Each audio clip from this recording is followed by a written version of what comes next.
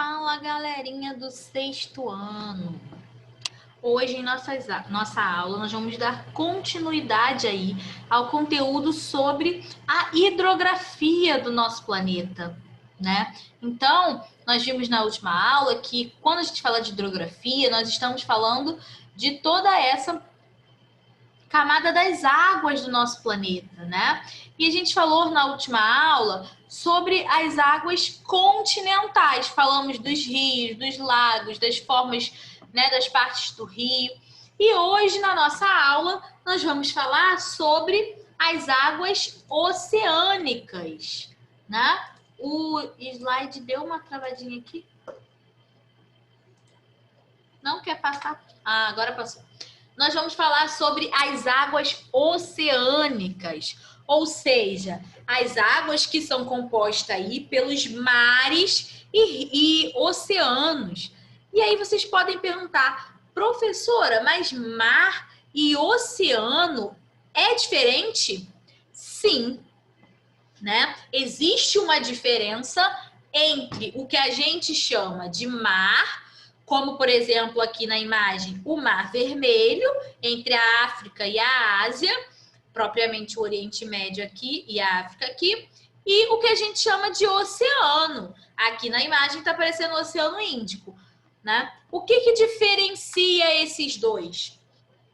Principalmente a profundidade, né? Normalmente, os oceanos têm uma profundidade de mais de 11 mil metros, enquanto os mares nós vamos encontrar uma profundidade média de 3 mil metros, ok?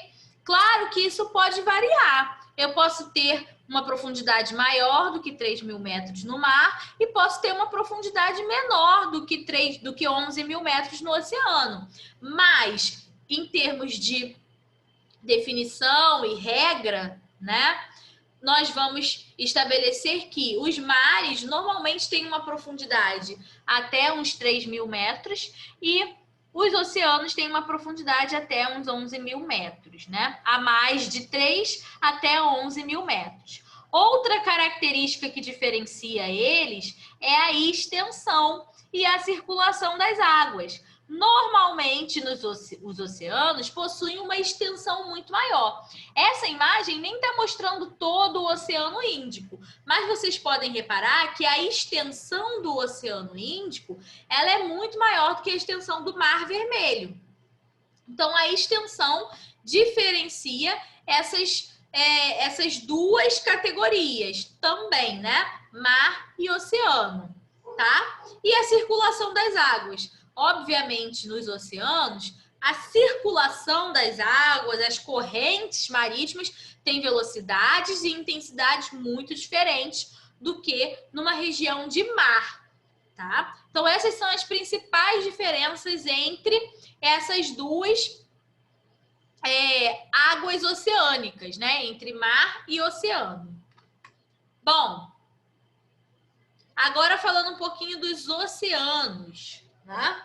Esse mapa mostra pra gente os 5 oceanos que nós temos no nosso planeta, né? O Oceano Atlântico, o Oceano Índico, o Oceano Pacífico, que aqui está aparecendo dos dois lados, porque vocês sabem que a Terra é redonda, então é como se essa pontinha aqui encontrasse essa, o Oceano Pacífico e o Oceano Antártico. Então, nós temos aí esses 5 oceanos no nosso planeta, com destaque aqui para o Oceano Pacífico, né? Que é o maior oceano do nosso planeta. Ele cobre sozinho 1/3 do nosso planeta. Se a gente dividir o nosso planeta em 3 partes, uma dessas partes corresponde ao Oceano Pacífico, tá? Então, ele é o maior oceano do nosso planeta. E agora, um pouquinho sobre os mares, né? Essa imagem aqui está destacando alguns mares que nós temos no planeta. Não são todos, tá? Aqui só está destacando alguns. Nós temos, por exemplo, o Mar da Argentina, que não está aparecendo aqui. Nós temos aqui, ó, entre a Europa e a África, o Mar Mediterrâneo. Entre a Europa e a Ásia, o Mar Negro, né? Aqui, entre a Europa e a Ásia também, o Mar Cáspio, entre a Ásia e a África, o Mar Vermelho, que a gente viu na outra imagem.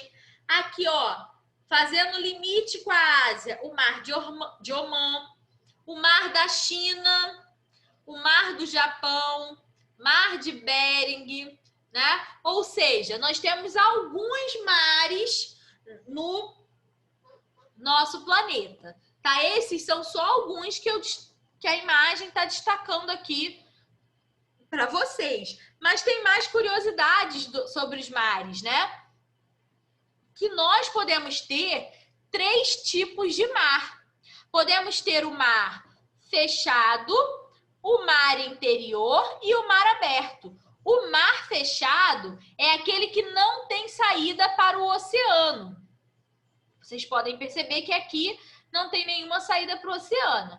O mar interior, ele tem uma pequena saída para o oceano. Então, ele troca a água com essas águas oceânicas também. E já no mar aberto, olha só a diferença, né? O contato dele com o oceano é totalmente direto, não tem nenhuma barreira impedindo. E aí eu coloquei aqui alguns exemplos para a gente ver na prática, ó. Esse aqui é o Mar da Argentina, que é um exemplo de mar aberto. Esse daqui é o Mar Mediterrâneo, que é um exemplo de mar interior. Olha aqui que ele tem uma pequena saída, bem exatamente onde está o laser, né? Ele tem uma pequena saída e contato aqui com o Oceano Atlântico. E nós temos o Mar fechado. Um exemplo aqui é o Mar Cáspio, né? Que é um mar aqui totalmente fechado. Algumas curiosidades sobre os mares, né? Aqui, ó, na Ásia, nós temos o Mar Morto, que está aqui, né? Entre Israel e a Jordânia. Nós temos o Mar Morto. E o Mar Morto, gente, ele recebe esse nome porque ele é morto. Ele tem tanto sal, né? A sua água é uma água tão salgada que você não consegue, olha só, afundar, né? Você boia nessa água de tanto sal que ela possui. E, obviamente, essa quantidade de sal impede a existência de espécies marítimas, né? Que não se adaptem a esse tipo de quantidade, né, de sal na água. Então, uma curiosidade aqui sobre os mares, claro, destacando aqui o Mar Morto, né? É uma atração turística, as pessoas que vão até essa região normalmente costumam visitar o Mar Morto, justamente por essa questão, assim, curiosa de você não afundar devido à quantidade de sal que a gente encontra no Mar Morto. Tá? Agora, características das águas oceânicas. Que características essas águas têm? Por que será que as águas do mar são salgadas? Será que alguém pegou e derrubou um saleiro nessas águas? Claro que não, né? Só que não é isso que aconteceu. As águas dos oceanos, as águas oceânicas, dos mares e dos oceanos, elas são águas salgadas devido à decomposição das rochas, né, do nosso planeta e que formaram formavam o nosso planeta desde as primeiras chuvas que deram origem a esses oceanos, né? A decomposição dos minérios lança na água a substância chamada cloreto de sódio, que é o que vai dar esse sal aí à água, né? Outra curiosidade sobre as águas oceânicas, né? Outra característica, né? As temperaturas. As águas oceânicas, tanto dos mares quanto dos oceanos, elas vão ter temperaturas diferentes dependendo da área do nosso planeta. Então, sempre que eu estiver aqui, ó, na região intertropical do nosso planeta, eu vou ter temperaturas mais elevadas dessas águas, né? E quando eu me aproximo dos polos, eu tenho águas mais geladas, que é onde eu vou ter aqui muitas geleiras, né? Água congelada. Então, dependendo da região do planeta que eu estou, se eu estou na zona intertropical, na zona temperada, eu vou ter águas com temperaturas um pouco mais elevadas, mas próximo das regiões polares eu vou ter temperaturas bem baixas dessas águas. Movimento das águas oceânicas. As águas oceânicas, elas podem realizar alguns tipos de movimentos. As ondas, as marés e as correntes marítimas. Então, são 3 tipos de movimento que as águas oceânicas podem fazer. O movimento das ondas. Coloquei uma imagem para a gente ilustrar, né? Esse movimento das ondas é um movimento horizontal que as águas oceânicas podem fazer, né? Então, nós temos esse tipo de movimento. Temos também o movimento das marés, que é um movimento vertical, um movimento de subida e descida das águas oceânicas, né? Que tem a ver aí com a questão do ciclo lunar, também interfere nessa subida e descida das águas. Então, as marés é um outro movimento que as águas oceânicas podem realizar. E, por último, as correntes marítimas, que é a circulação dessas águas dentro dos oceanos e dos mares. Vocês devem lembrar, quem já assistiu, o filme do Procurando Nemo, que em uma das partes do filme, o pai do Nemo encontra, né? Não me lembro se é o pai do Nemo ou se é o Nemo, mas acho que é o pai do Nemo. Encontra aquela tartaruga e ela tá surfando em uma corrente marítima, que é lá a corrente de Sydney, que vai levar lá para a Austrália, né? A corrente australiana. Vocês podem perceber que o pai, eu acho que é o pai do Nemo, ele tá nadando, né? Fora dessa corrente, a água tem uma velocidade e dentro dessa corrente a água está circulando numa velocidade bem diferente. É exatamente isso que acontece nessas correntes marítimas. Elas têm uma velocidade e uma temperatura diferente. Algumas correntes marítimas são quentes, outras correntes marítimas são frias. A gente, inclusive, falou delas, né, lá nas nossas aulas de clima, quando nós falamos dos fatores do clima e vimos a corrente marítima. Eu até botei o desenhozinho do Nemo no slide, né? Então, se você se lembrar dessa aula, você vai recordar que a gente falou das correntes marítimas. Elas são mais um dos movimentos que as águas oceânicas podem realizar. As ondas, movimento horizontal, as marés, movimento vertical, e as correntes marítimas, que é o movimento de circulação dessas águas oceânicas. E por que as águas oceânicas são tão importantes? Gente, elas são muito importantes. Elas são muito importantes porque elas nos fornecem diversos recursos, né? Para começar, ó, cloreto de sódio, o nosso sal de cozinha, né? Alimento consumido por nós seres humanos que é ofertado por essas águas.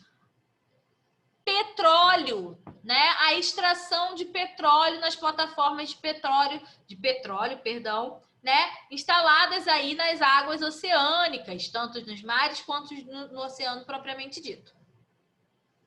Energia, né? Deixa eu ver se eu botei o nome, não botei. Energia, essa aqui é energia chamada de maré motriz, né?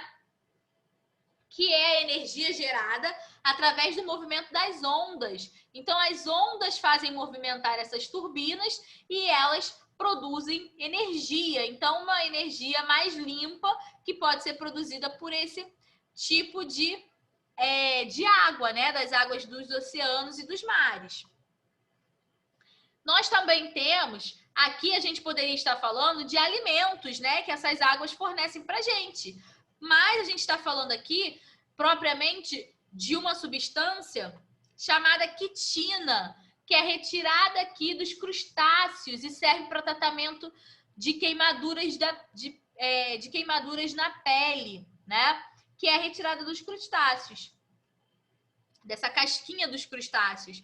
Porém, a gente também utiliza o mar como fonte, né? Essas águas oceânicas dos mares e dos oceanos, como fonte de alimentos também, né? Através da pesca, que pode ser feita de dois tipos: pesca artesanal, sem muita técnica, sem muita tecnologia, e a pesca industrial, né? Feita em grandes navios, com bastante tecnologia aí para fornecer esses alimentos para a gente. Temos os manguezais. Os manguezais, eles se formam na área de encontro das águas, né, oceânicas, salgadas, com as águas doces dos rios. E aí, essa água do manguezal é uma água salobra. Essa área de mangue, ela é extremamente importante porque ela é berço de diversas espécies marítimas. Então, muitas espécies vêm para essas áreas de manguezais para se reproduzirem e depois voltam para as águas oceânicas. Então, ele é um berçário da vida marinha. É muito importante preservar as áreas de manguezais. Para turismo também, né? Você tem diversas áreas turísticas de praia, né? De mar, das águas dos mares, por exemplo.